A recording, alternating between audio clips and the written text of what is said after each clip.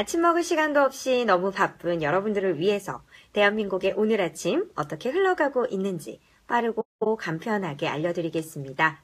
안녕하세요. 오소은의 포스트잇 라이브 아나운서 오소은입니다. 반갑습니다. 11월 13일 월요일입니다. 오늘의 주요 이슈 시작해 보도록 하겠습니다.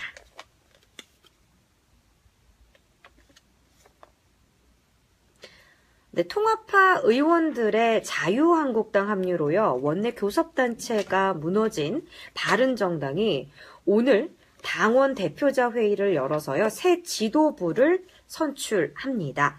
기호순으로 보면요, 유승민, 정운천, 박유근, 하태경, 정문원, 박인숙 등 이 후보 6명이 출마를 한 가운데요. 오늘 오전 10시 잠시 후입니다. 국회 헌정기념관에서 당원대회를 열어서 당대표와 최고위원 3명을 선출하게 됩니다. 당대표로는 19대 대선 후보인 유승민 의원이 유력한 것으로 점쳐지고 있습니다.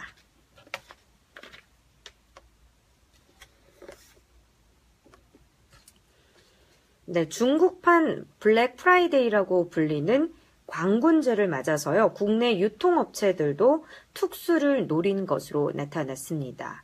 특수를 노렸다 하면 단어가 조금 어려워서 제가 간략하게 이렇게 설명을 드리면 평균 이상의 어떤 매출을 노렸다. 평균의 웃도는 수준보다 그 이상을 조금 성취했다, 달성했다, 이렇게 볼 수 있는 건데요. 어떤 내용이냐? 이 중국 최대의 온라인 쇼핑 축제, 그것이 광군제라고 불립니다. 이 광군제에 참여한 국내 주요 면세점에 중국인을 대상으로 한 매출이요, 1년 전과 비교해서 최대 30%까지 늘었습니다. 이 중국 소비자를 겨냥한 한국 온라인 쇼핑몰의 매출 역시요, 지난해에 비해서 2배 이상 늘었다고 합니다.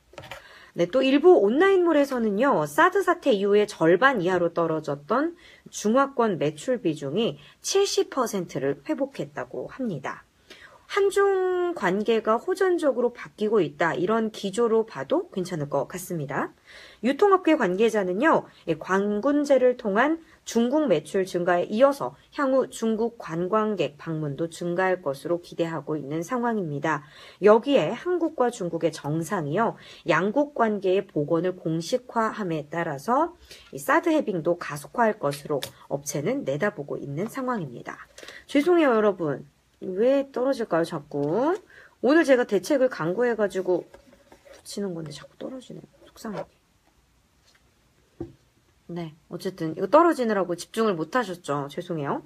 어쨌든 한중 관계가 조금씩 회복세를 이어가고 있다. 사드 갈등이 조금 더 완화해지고 있다. 그런 전망세로 기대가 된다라는 마지막 말씀을 제가 드렸습니다. 김경태님 오늘 일찍 일어나셔서 제 온라인 뉴스를 봐주고 계십니다. 자. 네, 제가 생각을 해봤어요. 포스트잇을 반대로 돌돌돌돌 말아가지고 붙여봤는데 오늘 좀 떨어지네요. 오늘 좀 떨어집니다. 조금씩 발전을 이루도록 하겠습니다. 네, 세 번째입니다. 최고 5% 넘게 치솟던 주택담보대출 금리가요, 다시 4%대로 하락했습니다. 은행권에 따르면요, 5대 시중은행의 혼합형 주택담보대출 금리가 전주보다 최고 0.423%포인트 떨어졌다고 합니다.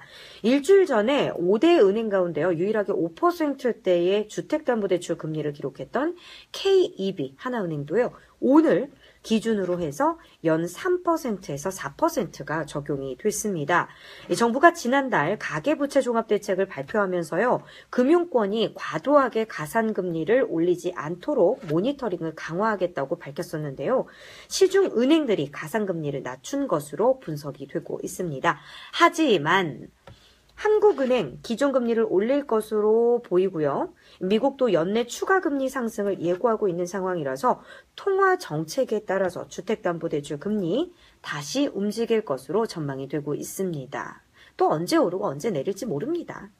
결국 그렇다는 말을 제가 전해드리면서 어쨌든 오늘 기준으로는 주택담보대출 금리가 5%가 아닌 4%대로 하락했다, 떨어졌다라는 말씀을 드리고 싶습니다.